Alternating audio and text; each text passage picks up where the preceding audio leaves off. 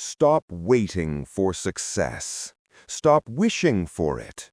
True success isn't given, it's forged. It's built within the relentless crucible of your own mind. This isn't a motivational speech. This is an instructional manual. We are going to strip away every excuse, every misconception, and every weakness. We are going to install the mental architecture of the world's elite performers. This audiobook is your blueprint. Your journey to unwavering focus, undeniable drive, and unstoppable execution starts now. Are you ready to train your mind for success? Chapter 1. The Myth of Motivation. Why Discipline Crushes Desire. Listen closely. The world sells you a lie. It's a comfortable lie, a seductive lie, and it's crippling your potential. The lie? That you need motivation to succeed. That feeling inspired, feeling ready, feeling pumped is the prerequisite for action. It is not. It never was. Motivation is a feeling. Discipline is an action. Say it with me. Motivation is a feeling. Discipline is an action. This is the first, most critical truth you must internalize if you are serious about success. You've chased that feeling, haven't you? Waited for the spark. Waited for the surge of energy, the burst of enthusiasm. You waited for the mood to strike before you hit the gym. You waited for inspiration to write that proposal. You waited for the planets to align before tackling that difficult conversation. And what happened? Nothing. Or worse, fleeting bursts of effort followed by crushing inaction. That's the internal cost of chasing desire. It's an endless, draining cycle. Your desire, your passion, your fleeting motivation, these are unreliable guides. They are fair weather friends. They show up when the sun is shining, when things are easy, when the outcome is guaranteed. But when the storm hits, when the path gets tough, when the reward seems distant, they vanish. And you are left adrift, wondering where your drive went. It didn't go anywhere. It was never there in the first place, not in the way you needed it. Success is not built on feelings. It's built on commitment. It's built on doing the work when you don't feel like it. It's built on showing up, day in, day out, regardless of your emotional state. That's the key. Think about the athletes at the peak of their game. Do you honestly believe they wake up every single morning brimming with motivation to endure brutal training? The early alarms, the sore muscles, the relentless repetition? No. They wake up, they show up, they do the work. Why? Because they are disciplined. They understand that discipline is the engine, not the fuel. The desire for victory might have lit the initial spark, but the daily grind of discipline is what keeps the engine roaring, propelling them forward, mile after agonizing mile. Consider the entrepreneur who built an empire from nothing. Do you think they always felt excited to make cold calls, to face rejection, to work 16-hour days for years without immediate reward? Of course not. But they had a system, they had a schedule, they had a non-negotiable commitment to their daily tasks. They understood that the emotional highs and lows were irrelevant to the objective. They knew that discipline is the engine, not the fuel. You don't need their permission to start. You don't need the universe to align. You don't need a sudden bolt of inspiration. You have a choice. You can continue to be a slave to your moods, waiting for motivation that may never come. Or you can activate the discipline circuit within you. How do you do it? It's not complicated. It's direct. It's a foundational commitment to daily, non-negotiable actions. It means you define what must be done, and then you do it, regardless. Here's the practical, immediate step. Identify one core action you know you should be doing, but often defer due to lack of motivation. Is it exercising for 30 minutes? Is it working on your project for an hour? Is it reading 10 pages of a book? Just one. Now, commit to doing that one thing every single day for the next 7 days. No exceptions, no excuses. When you don't feel like it, that's precisely when you must do it. That's the moment you strengthen your discipline muscle. That's when you prove to yourself who is truly in control. It's not about feeling good while you do it. It's about doing it. It's not about finding motivation. It's about installing the habit. It's not about waiting for desire. It's about activating discipline. Show up, do the work, repeat. That is your new mantra. That is your new operating system. That is how you begin to build an unstoppable mind. The cost of chasing desire is stagnation. The reward of discipline is unstoppable momentum. You have a choice. Make it now. You've begun to break free from the illusion of needing motivation. Now, we must dismantle the forces that actively steal your precious focus. Your attention is your most valuable currency. In the next chapter, we will learn how to protect it. Chapter 2. Eradicate distraction, the assassin of your potential. Chapter 2. Eradicate distraction, the assassin of your potential. You've liberated yourself from the lie of motivation. Now, we confront the invisible enemy that attacks your focus, poisons your productivity, and silently assassinates your potential. Distraction. This isn't just about your phone. It's bigger. It's the constant ping, the endless scroll, the urge to check, to respond, to react. It's the open tabs, the background noise, the fragmented conversations. Distraction is not a habit, it's a choice you allow, and it's costing you everything. Think about it. Every time you shift your attention, even for a moment, your brain pays a price. That price is called context switching. It's not just the seconds you spend looking at a notification.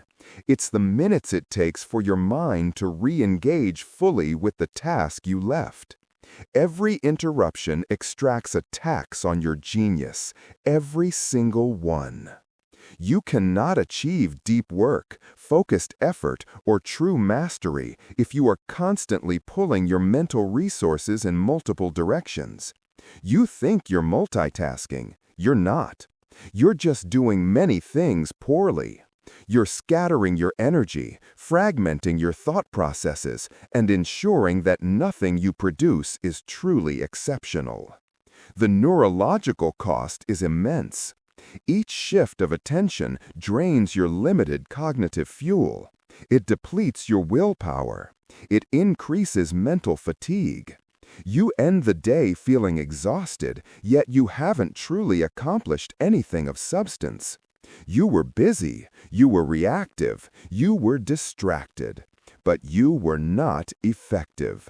That's the key. Your phone is a powerful tool. It's also a weapon against your focus if left unchecked. It's designed to hijack your attention, to pull you into an endless loop of novelty and shallow engagement. You don't need their permission to control it. You don't need to respond immediately. You need to establish boundaries. The unseen enemies of focus are everywhere. Your email inbox constantly demanding attention. Social media, engineered to hook your primal need for connection and novelty. Even the people around you, often well-meaning, can be sources of constant interruption. You have a choice. You can let these forces dictate your day, or you can build an impregnable fortress of focus. How do you do it? You become ruthless. You control your environment. You control your mind. First, identify your primary sources of digital distraction. Is it notifications? Is it specific apps? Is it the lure of the internet itself? Be honest. This isn't about judgment, it's about diagnosis. Second, implement a zero-tolerance policy for notifications during your designated work blocks. Turn them off, all of them, not just silent, but off. Put your phone in another room, out of sight, out of mind. It's not about willpower, it's about environment design. You don't need their permission to protect your focus. Third, establish physical boundaries. If you work from home, create a dedicated workspace that is free from visual and auditory clutter. If you work in an office, find times or locations where you can truly isolate yourself for deep work. Use noise-canceling headphones. Put a Do Not Disturb sign on your door. Make it clear, this is my focus time. Fourth, tackle your inbox strategically. Don't leave it open all day. Schedule specific times, perhaps twice a day, to process emails. Outside of those times, it remains closed. You are not a slave to your inbox. You are a master of your attention. It's not about being antisocial. It's about strategic. It's not about being rude. It's about protecting your capacity to produce meaningful work. It's not about ignoring the world. It's about engaging with the world on your terms, with intention. Every time you eliminate a distraction, you reclaim a piece of your mental power. Every time you consciously choose focus over fragmentation, you strengthen your ability to concentrate. This is an active choice. This is an active discipline. Remember, distraction is the assassin of your potential. You cannot afford to let it win. You have a choice. Choose focus. Choose deliberate action. Choose to protect your most valuable resource, your undivided attention. You've learned to fight the internal battle against distraction. Now we must sharpen your aim, ensuring that every ounce of your reclaimed focus is directed precisely where it matters most. Chapter 3. The Ruthless Prioritization. What truly matters and what doesn't. Chapter 3. The Ruthless Prioritization. What truly matters and what doesn't. You've built your defenses against distraction. You're learning to control your environment and your attention. But what good is an army without a target? What good is discipline if you're applying it to the wrong battles? This chapter is about precision. It's about clarity. It's about the ruthless, uncompromising act of prioritization. This is where most people fail, not because they lack effort, but because they lack direction. They confuse activity with accomplishment. They are busy, but they are not effective. Are you busy or are you effective? That's the key question. The world throws endless demands at you. Emails pile up, meetings proliferate, urgent requests scream for your attention. This is the tyranny of the urgent. These tasks feel important. They create a false sense of productivity. But are they truly moving you closer to your most significant goals? Often, they are not. They are distractions in disguise, pulling you away from the essential. The elite performer understands this distinction. They know that what's urgent is rarely important, and what's important is rarely urgent. They focus on the important. They understand the essential. Consider the 80-20 rule, also known as the Pareto principle. Roughly 80% of your results come from 20% of your efforts. Think about that. Most of what you do yields minimal return. A small fraction of your actions drives the overwhelming majority of your progress. The ruthless prioritizer identifies that vital 20% and dedicates their focused energy to it. It's not about doing more. It's about doing less, but better. Say it, less, but better. This is not laziness. This is strategic genius.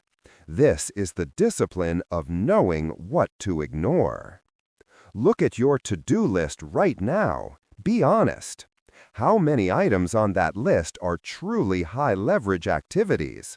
How many, if completed, would create a significant shift, a measurable impact on your long-term vision? And how many are simply busy work, maintenance, or tasks you've taken on because you couldn't say no? You don't need their permission to prune your commitments. You have a choice. You can continue to scatter your energy across 100 small, insignificant tasks, or you can laser focus on the few that truly matter. The art of ruthless prioritization demands courage. It demands a clear understanding of your overarching objectives. What is the single most important outcome you are pursuing this week, this month, this quarter? Once you identify that, every other task must be evaluated against it. Does this task directly contribute to that outcome? If not, it becomes a candidate for elimination, delegation, or deferral. This means saying no. This is where many falter. They fear disappointing others. They fear missing out. They fear appearing unhelpful. But remember, your no defines your yes. Every time you say yes to something that doesn't align with your core priorities, you are implicitly saying no to your true goals. You are saying no to your own success. Saying no is not rude, it is strategic. It is a protective measure for your time, your energy, and your focus. It is a direct act of self-respect and self-leadership. You don't need their permission to protect your boundaries. How do you implement this? First, define your top 3. At the start of each day, or ideally the night before, identify the 3 absolutely most important tasks you must complete. These are the needle movers, the high-leverage activities that will propel you forward. Everything else is secondary. Second, practice the elimination game.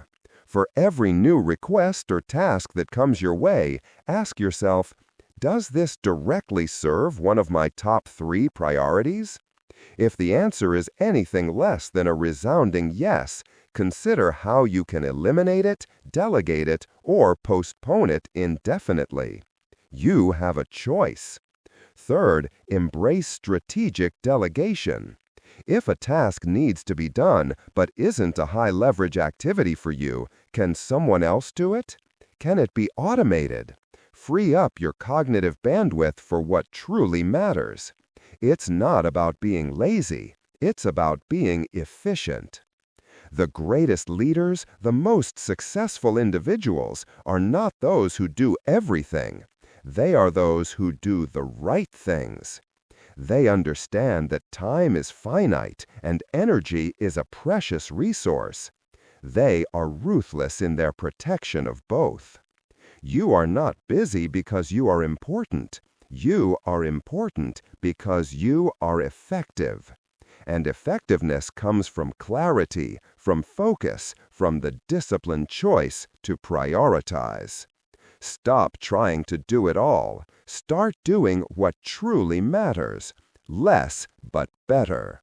This is the key. You've learned to focus your efforts. Now we must master the art of applying that focus with singular intensity.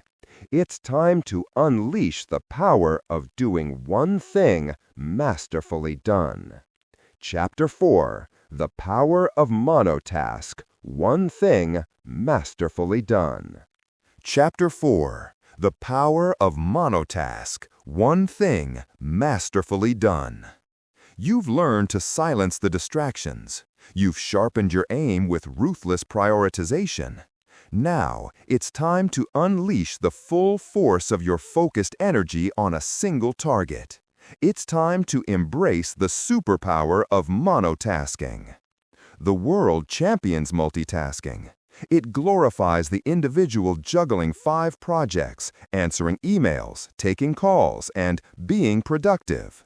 This is a myth, a dangerous performance-killing myth. Multitasking is doing many things poorly. Monotasking is doing one thing brilliantly. That's the key. Your brain is not designed for simultaneous high-level thought on multiple complex tasks. When you think you're multitasking, you're actually rapidly context-switching, hopping from one task to another, never truly sinking into the depth required for mastery. This fragmentation prevents deep work. It dilutes your effort. It guarantees mediocre results across the board. Think about it this way. Would a master sculptor try to carve 3 different statues at the exact same time? Would a concert pianist practice 3 different pieces simultaneously? No. They commit to one. They dedicate their entire focus. They become absorbed. That's how mastery is achieved. That's how brilliance emerges. Deep work is the pathway to mastery. It's the state where you immerse yourself completely, without distraction, into a cognitively demanding task. This is where innovation happens. This is where complex problems are solved. This is where skills are rapidly acquired and refined. When you commit to one thing, you conquer it completely. The benefits are profound. When you monotask, your brain can form stronger neural connections related to that single task. You access flow states more easily, those periods of effortless, highly productive concentration where time seems to disappear. Your output quality skyrockets. Your efficiency dramatically increases. You don't just get more done, you get better work done. You don't need their permission to simplify. You have a choice. You can continue to spread yourself thin, producing a volume of mediocre output. Or you can commit to singular focus, producing work of exceptional quality and impact. How do you implement the single focus sprint? It's a deliberate act of discipline. First, identify your most critical task for a specific block of time, perhaps 60 to 90 minutes. This is your monotask. It should be one of the high-leverage activities you identified through ruthless prioritization. Second, prepare your environment. This goes back to eradicating distraction. Turn off all notifications. Close all unnecessary tabs. Put your phone in another room or on airplane mode. Clear your desk. Inform others you are entering a period of deep work and should not be disturbed unless it is a genuine emergency. You don't need their permission to protect this time. Third, commit fully. For the duration of your sprint, your entire mental apparatus is dedicated solely to that one task. If your mind wanders, gently bring it back. If another idea or thought pops up, quickly jot it down on a separate notepad to address later, then immediately return to your primary task. One task, 0 interruptions, until completion. This is not easy at first. Your brain has been conditioned for constant stimulation, for fragmented attention. It will resist. It will crave novelty. But this resistance is precisely where your discipline muscle grows stronger. Every time you redirect your attention back to your monotask, you are reinforcing the circuit of deep focus. Practice this daily. Start with shorter sprints if necessary, 25 minutes, then a short break. Gradually extend your monotask sessions as your focus stamina improves. This is a skill.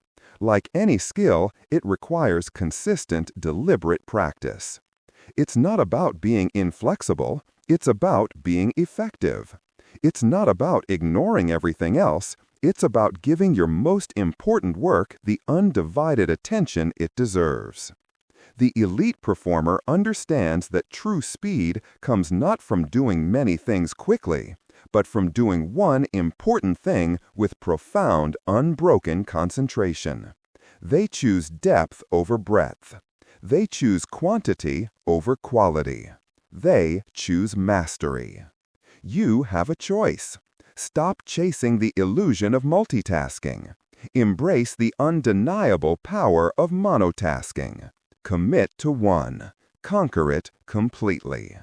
You've learned to apply intense, singular focus.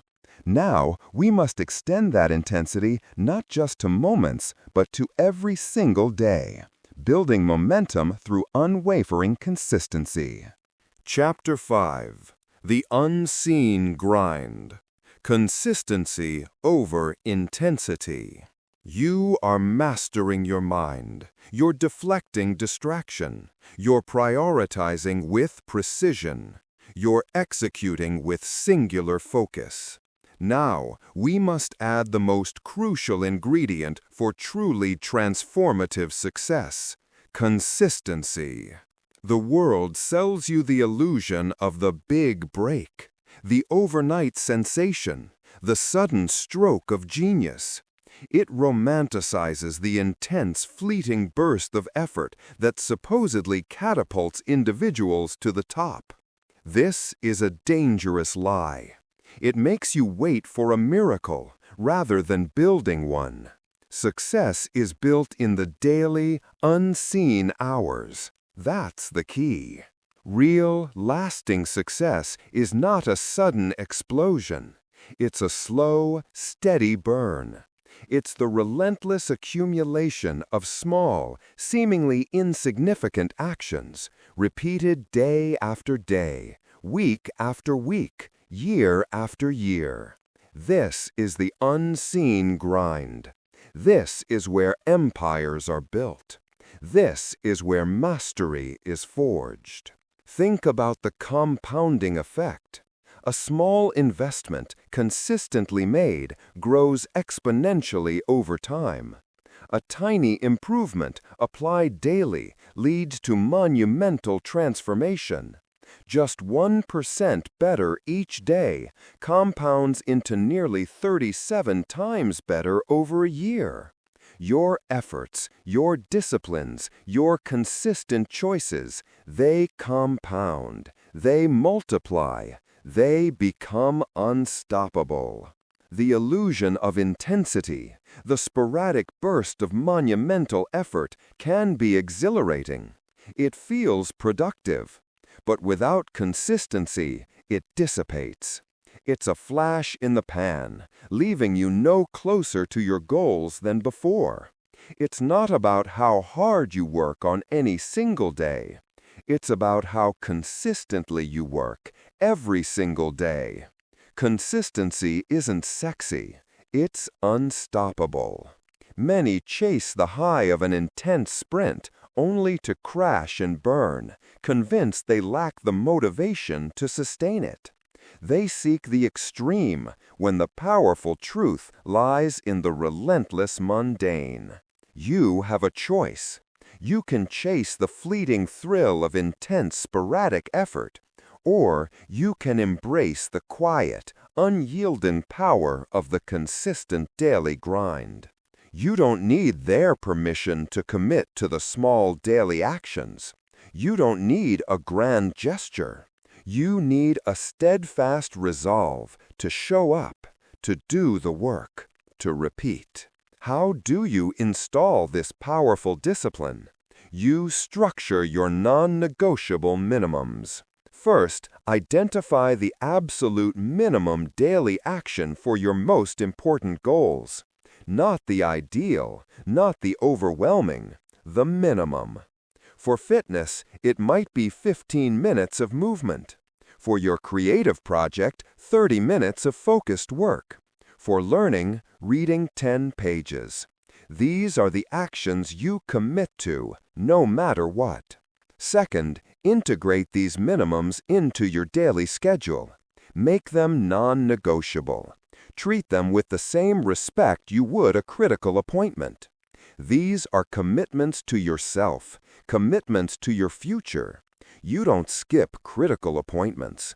You don't skip these. Third, remove all emotional attachment to the execution. It's not about feeling good while you do it. It's not about hitting a home run every day. It's about showing up. It's about putting in the time. It's about executing the minimum. The quality might vary day to day. Your energy levels might fluctuate. These are irrelevant to the core discipline of showing up. You don't need to feel like doing it. You just need to do it. The illusion of intensity, the sporadic burst of monumental effort, can be exhilarating. It feels productive. But without consistency, it dissipates. It's a flash in the pan, leaving you no closer to your goals than before. It's not about how hard you work on any single day. It's about how consistently you work every single day. Consistency isn't sexy. It's unstoppable. Many chase the high of an intense sprint only to crash and burn, convinced they lack the motivation to sustain it. They seek the extreme when the powerful truth lies in the relentless mundane. You have a choice.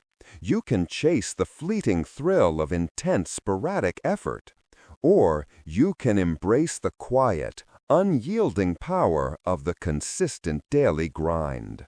You don't need their permission to commit to the small daily actions. You don't need a grand gesture. You need a steadfast resolve to show up, to do the work, to repeat. How do you install this powerful discipline? You structure your non-negotiable minimums. First, identify the absolute minimum daily action for your most important goals. Not the ideal, not the overwhelming, the minimum. For fitness, it might be 15 minutes of movement. For your creative project, 30 minutes of focused work.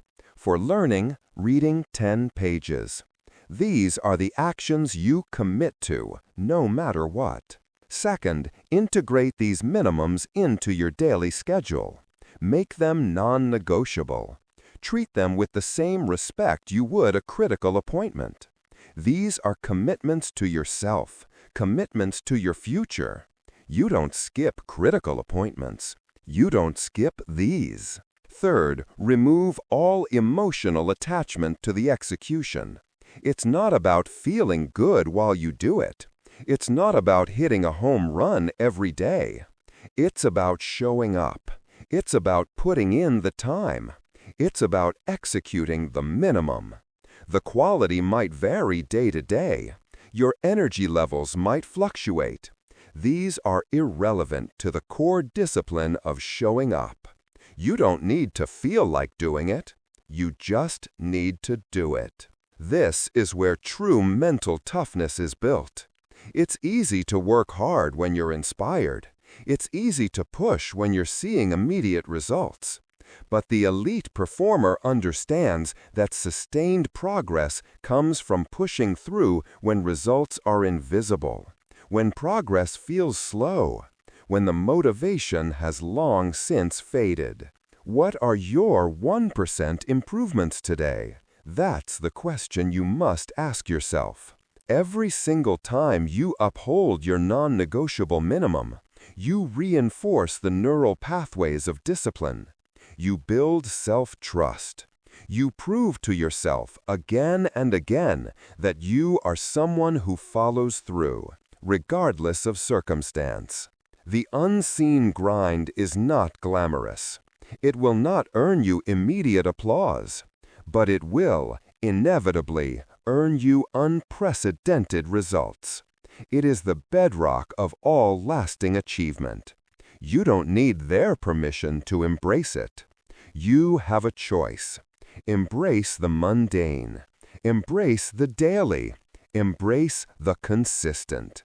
Because consistency, and consistency alone, is what transforms potential into undeniable reality.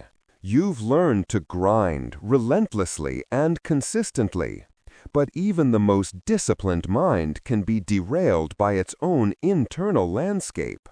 Now, we must master control over your most volatile asset, your emotions. Chapter 6: Emotional Detachment. Observe, don't absorb. Chapter 6: Emotional Detachment. Observe, don't absorb. You've built your fortress of focus. You're executing with disciplined consistency. But even the strongest mind can be crippled by its own internal turmoil. Your emotions are powerful. If unchecked, they can dictate your actions, sabotage your decisions, and derail your progress. This chapter is about reclaiming your inner authority. It's about understanding that your emotions are messengers, not masters. You are not your emotions. You are the observer of your emotions. That's the key. Most people are slaves to their feelings. A surge of anger leads to an impulsive outburst.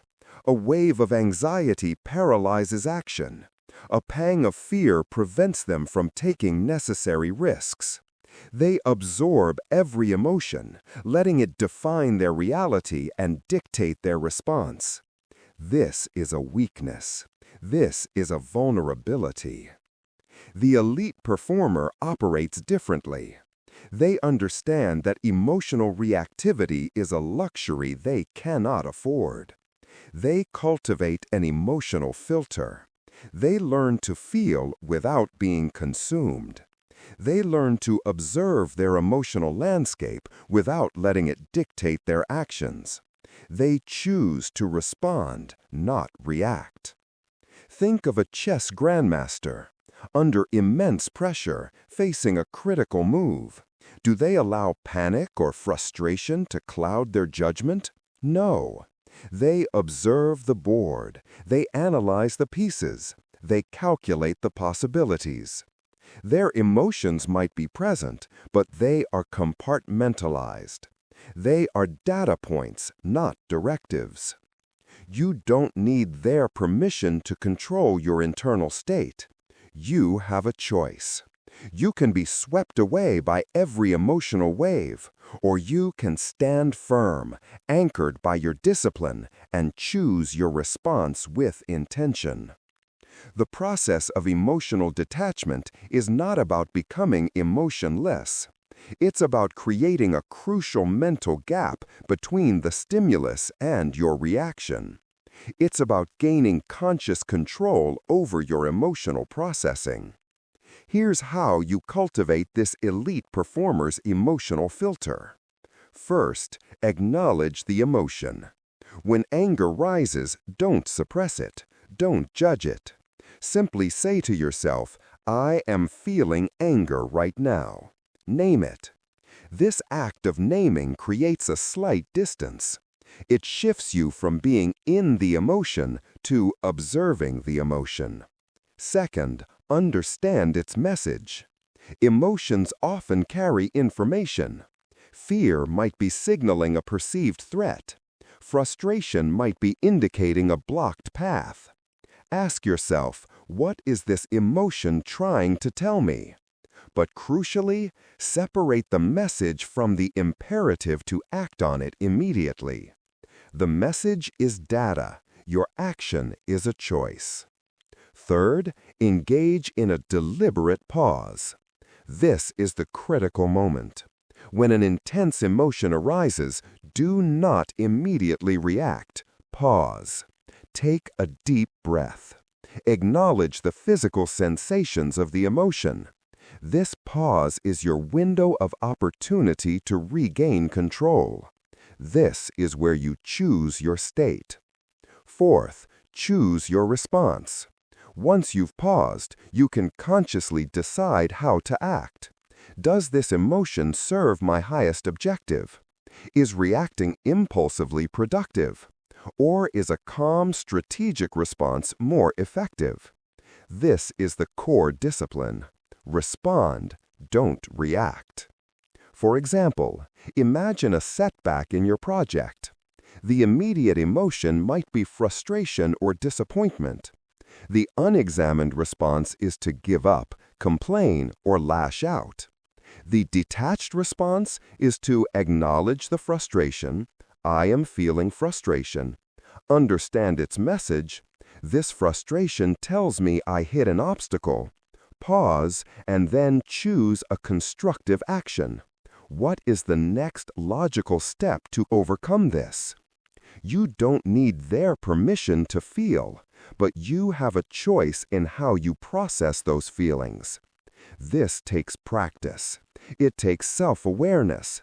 It takes relentless self-discipline. But it is an essential skill for anyone who aims for sustained success. Emotional volatility is a liability. Emotional control is an asset. The world will constantly try to provoke you, to draw you into reactive cycles. Your job is to stand firm, to observe, to choose, to respond with intention. Guard your inner peace as fiercely as you guard your goals. You are the architect of your own mental landscape. Don't let passing storms demolish your carefully constructed foundation. You've learned to master your emotional responses. Now, we must ensure that your disciplined efforts are not just blind repetitions, but informed, adaptive movements towards true mastery. Chapter 7. The Feedback Loop of Mastery. Learn, adjust, dominate. Chapter 7. The Feedback Loop of Mastery. Learn, adjust, dominate. You've built an unshakable foundation of discipline. You've harnessed your focus and mastered your emotional state. But true mastery isn't just about relentless effort, it's about intelligent effort. It's about a continuous cycle of learning, adjusting, and then dominating. The world often encourages self-delusion. It tells you to believe in yourself blindly, to ignore criticism, to push through without questioning. This is a success killer. Unexamined effort, no matter how intense, is often wasted effort. Feedback is not judgment, it is fuel for your evolution. That's the key. Elite performers don't just work hard. They understand that every action, every success, and every failure is a data point. They ruthlessly analyze. They objectively assess. They constantly seek to refine their approach, to optimize their methods, to learn from every iteration. This is the feedback loop of mastery. Think of a fighter. They don't just train their body. They study their opponents, analyze their own performance, review fight tapes frame by frame. They identify weaknesses, adapt their strategy, and hone their technique.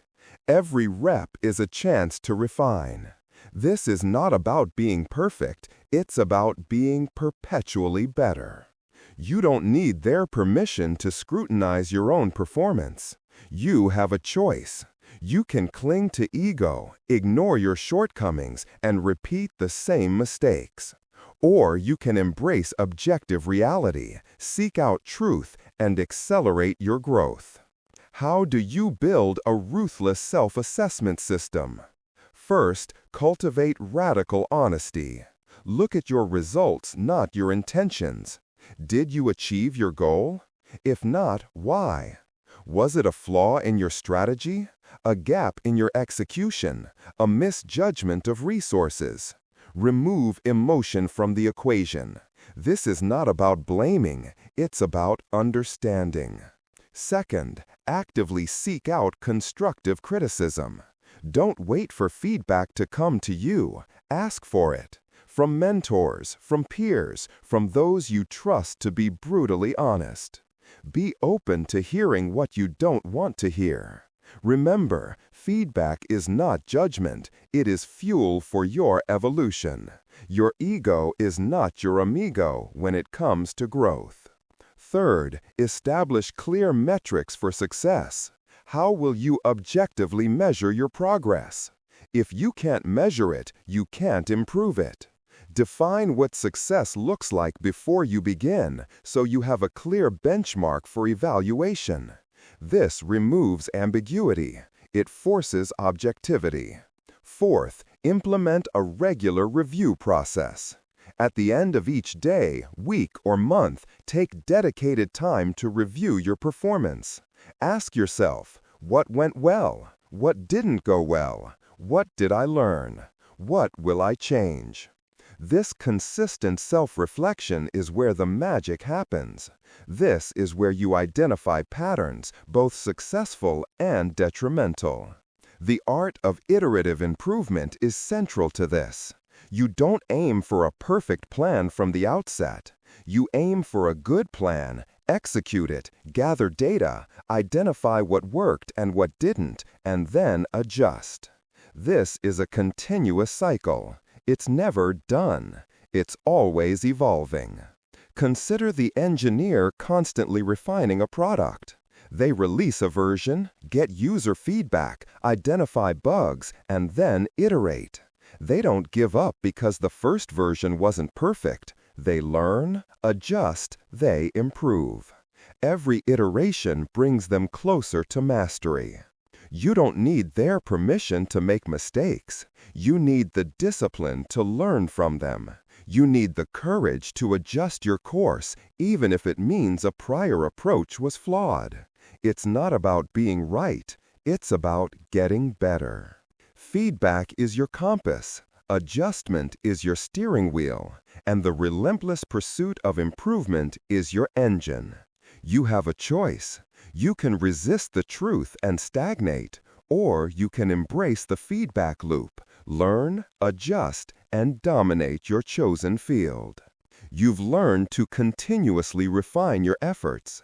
Now we must anchor these disciplined actions into an unshakable system, ensuring your pursuit of excellence is not left to chance. Chapter 8. The Non-Negotiable Rituals, Anchors of Excellence. Chapter 8. The Non-Negotiable Rituals, Anchors of Excellence. You've built your mental arsenal. You understand the power of discipline over motivation. You've eradicated distraction, prioritized with precision, executed with singular focus, and committed to consistent, iterative improvement. Now, it's time to solidify these principles into an unshakable framework, your non-negotiable rituals. Your habits define your destiny. Say it. Your routine is your roadmap to mastery. Success is not a random event. It is the inevitable outcome of a carefully constructed system of daily habits and rituals. Most people leave their performance to chance, to mood, to external circumstance. Elite performers build a sanctuary of routine that shields them from chaos and propels them towards their goals. That's the key. Consider the world's most successful individuals. From athletes to CEOs, artists to innovators, they all operate with deliberate, consistent routines. Their days aren't dictated by whims, they are structured by purpose. They understand that their most productive self is not an accident. It's a meticulously designed outcome of their daily rituals. You don't need their permission to own your day. You have a choice. You can drift through your hours, reactive and unfocused, or you can become the architect of your own peak performance. designing each day to serve your highest objectives. How do you design your optimal performance day through non-negotiable rituals? First, begin with your morning. The first hour of your day sets the tone for everything that follows. What are your non-negotiable morning rituals that prime you for success? This isn't about rushing, it's about intentionality. This could include silence/meditation, 10 to 20 minutes of quiet reflection to center yourself and cultivate mental clarity before the world invades. Movement, 20 to 30 minutes of physical activity to energize your body and sharpen your mind. Learning/planning, reviewing your goals, planning your top 3 priorities for the day, or consuming valuable knowledge. This is your sacred time, protected fiercely. You don't need their permission to start your day on your terms. Second, schedule your deep work blocks. Based on your understanding of monotasking and ruthless prioritization, identify 1 to 2 periods in your day for uninterrupted, focused work on your most important tasks. Block these out in your calendar. Treat them as non-negotiable appointments with yourself. These are the periods where you engage the power of your trained mind. Third, integrate strategic breaks and recovery. High performance is not about nonstop effort. It's about cycles of intense work followed by deliberate rest and recovery. This includes short cognitive breaks. Every 60 to 90 minutes during deep work, step away for 5 to 10 minutes. Hydrate, stretch, look out a window. Reset your focus. Midday recharge, a structured lunch break away from your workspace. Scheduled physical recovery, exercise, stretching, or time in nature. Dedicated downtime, time each evening for genuine relaxation and disconnection. These aren't luxuries. They are essential components of sustained peak performance. You cannot drain the well indefinitely. Guard your energy as fiercely as your goals. Fourth, establish an intentional evening wind-down. Just as the morning sets the tone, the evening prepares you for the next day. This could include reviewing the day. What did you accomplish? What did you learn? Planning for tomorrow. Setting your top 3 priorities for the next morning. Digital detox. Disconnecting from screens at least an hour before bed. Reading/reflection. Engaging in calming activities. This prepares your mind for restful sleep, ensuring you wake up refreshed and ready to execute your morning rituals. Your routine is your armor against the unpredictable. It provides structure in chaos. It ensures that even on days when motivation is absent, your discipline carries you forward. It's not about being rigid, it's about being consistently effective. Your structure is your success. You have a choice. You can react to life, or you can design your life. You can let the world dictate your rhythm, or you can establish your own powerful cadence. Embrace the power of non-negotiable rituals. Make your routine your roadmap to mastery. Because when your habits are locked in, your success becomes inevitable. You've built an impenetrable system of daily excellence. Now, we must reinforce the core mental discipline that underpins all long-term achievement, the profound, often challenging power of delaying gratification. Chapter 9. The Power of Delayed Gratification. The Future You Demands It. Chapter 9. The Power of Delayed Gratification. The Future You Demands It. You've harnessed the power of discipline, focus, consistency, and intelligent routines. You are building an unstoppable mind. Now, we confront one of the most fundamental tests of mental toughness, the discipline of delayed gratification. The world screams for instant satisfaction, immediate pleasure, quick fixes. It tells you to live for the now, to indulge every whim, to avoid any discomfort. This is the path to mediocrity. This is the enemy of true achievement. Sacrifice today for supremacy tomorrow. That's the key. Elite performers understand a profound truth. All significant rewards require significant, sustained sacrifice. They willingly forego immediate pleasures, endure discomfort, and persist through long periods of unrewarded effort, all in service of a greater future vision. They know that the future you is built by the choices you make today.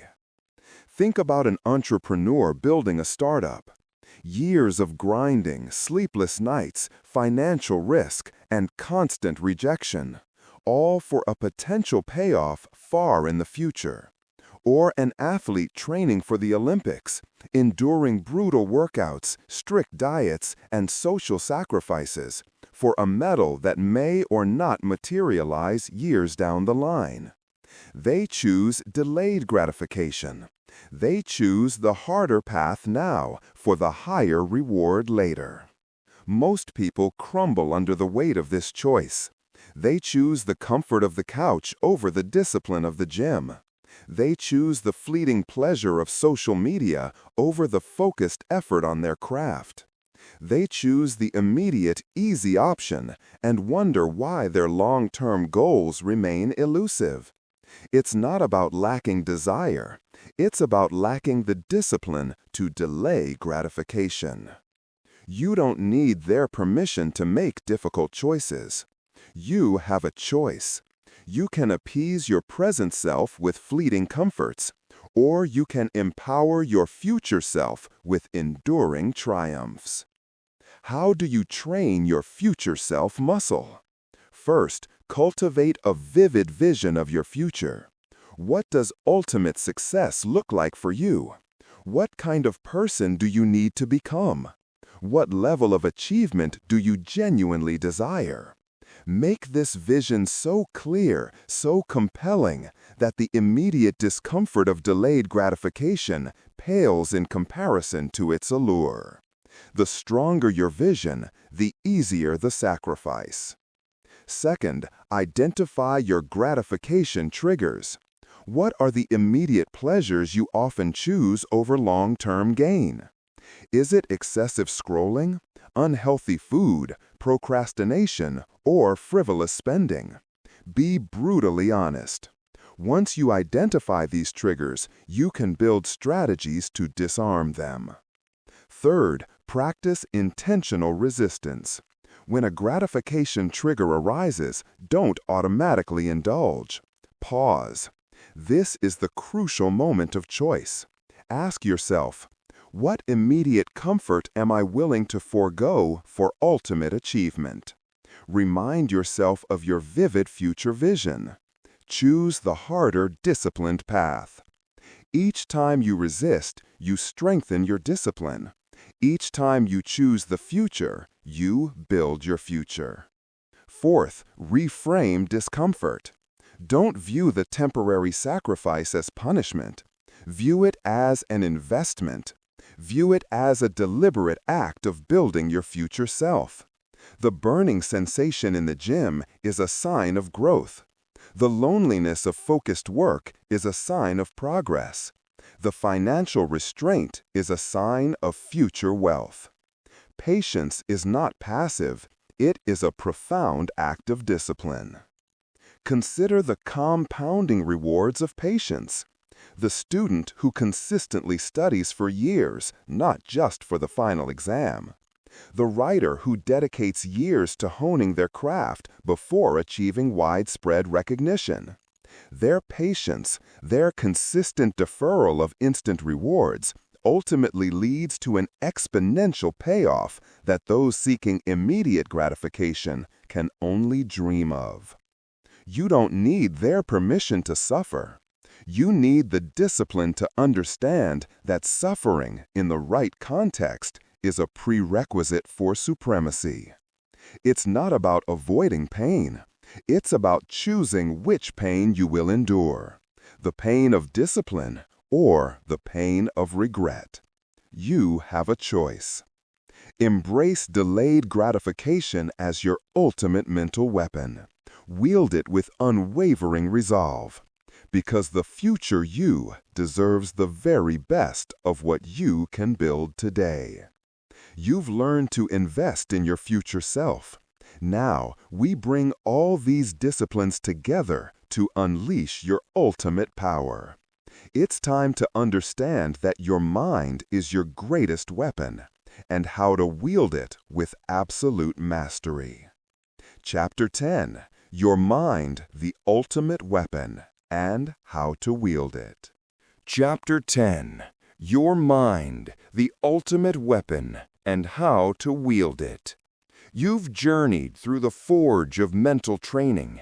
You've shed the illusion of motivation, vanquished distraction, embraced ruthless prioritization, executed with singular focus, committed to the unseen grind, mastered emotional detachment, and learned to dominate through continuous feedback. You understand the profound power of delayed gratification. Now, it's time to realize the ultimate truth. Your mind is the ultimate weapon. It is not a passive recipient of circumstances. It is an active creator of your reality. And you alone, possess the power to wield it with absolute mastery. That's the key. Most people surrender their minds to external forces, to negative news, to self-doubt, to the opinions of others. They allow their inner narrative to be written by fear, by limiting beliefs, by the echoes of past failures. This is the ultimate surrender. This is why potential remains unfulfilled. Elite performers understand that the battle for success is first and foremost an internal one. They recognize that their perception, their interpretation, and their chosen focus determine their reality. They meticulously craft their inner narrative, replacing doubt with conviction, fear with resolve, and excuses with unwavering commitment. Your mind is not a passive recipient, it is an active creator. Think of it. Two individuals face the exact same setback. One crumbles, seeing it as an insurmountable obstacle, proof of their inadequacy. The other sees it as a challenge, an opportunity to learn, a test of their resilience. The external event is identical. The internal interpretation, the wielding of their mind, creates two entirely different realities, two entirely different outcomes. You don't need their permission to rewrite your inner narrative. You have a choice. You can allow your mind to be a playground for weakness and self-sabotage, or you can forge it into an unassailable fortress of strength and purpose. How do you consciously choose and wield your mental state? First, become the gatekeeper of your thoughts. Just as you guard against external distractions, you must guard against internal ones. When negative, self-defeating thoughts arise, don't entertain them. Don't engage. Observe them, acknowledge their presence, and then consciously choose to pivot your focus to constructive, empowering thoughts. This is a constant act of mental discipline. Second, reinforce your identity. You are not defined by your past failures. You are not defined by the doubts of others. You are defined by your commitment to growth, to discipline, to mastery. Every time you show up, every time you choose the disciplined path, you are reinforcing the identity of an elite performer. Live that identity. Third, practice visualization. Regularly and vividly imagine yourself achieving your goals, executing with excellence, overcoming challenges. See yourself embodying the qualities of the person you aspire to be. This is not wishful thinking. It is programming your mind for success. It is imprinting the blueprint of your future reality. Fourth, embrace discomfort as a sign of growth. When you feel resistance, when you face a challenge, don't recoil. Recognize it as an opportunity to strengthen your mental resolve. This is where your chosen discipline is tested. This is where you prove to yourself again and again that you are tougher than any obstacle. The relentless pursuit of personal mastery is not a destination. It is a continuous journey. There is no final victory, only an endless series of small, disciplined wins. The work never stops. The rewards never end. Your mind is your ultimate canvas, and you are the artist. Mental toughness is not innate. It is a skill developed through consistent, deliberate practice in choosing focus, calm, and resolve. Every decision you make, every thought you entertain, every action you take or don't take is an act of wielding this ultimate weapon. You have been given the blueprint. The strategies are laid bare. The truth has been spoken. Success is not a mystical destination. It is a direct consequence of a trained, disciplined mind. You've learned to reject the fleeting illusion of motivation and embrace the unwavering power of consistent action. You've identified the assassins of distraction and built a fortress of focus. You've mastered the ruthless art of prioritization, understanding that true impact comes from doing less but doing it better. You now wield the power of monotasking, executing one thing brilliantly. You understand that the unseen grind, the daily, consistent effort, is the true forge of greatness. You have detached from the tyranny of emotion, choosing response over reaction. You've embraced feedback, learned to adjust, and are ready to dominate. Your rituals, your habits, are now anchors of excellence. You choose delayed gratification, sacrificing immediate comfort for ultimate supremacy. This is not theory. This is not philosophy. This is the operational manual for your mental battlefield. The question now is simple yet profound. Will you implement it? Will you commit? Will you train your mind for the success you relentlessly pursue? The choice is yours. The work begins now. Do the work. You have been given the blueprint. The strategies are laid bare. The truth has been spoken. Success is not a mystical destination. It is a direct consequence of a trained, disciplined mind. You've learned to reject the fleeting illusion of motivation and embrace the unwavering power of consistent action. You've identified the assassins of distraction and built a fortress of focus. You've mastered the ruthless art of prioritization, understanding that true impact comes from doing less, but doing it better. You now wield the power of monotasking, executing one thing brilliantly. You understand that the unseen grind, the daily, consistent effort, is the true forge of greatness. You have detached from the tyranny of emotion, choosing response over reaction. You've embraced feedback, learned to adjust, and are ready to dominate. Your rituals, your habits, are now anchors of excellence. You choose delayed gratification, sacrificing immediate comfort for ultimate supremacy. This is not theory. This is not philosophy.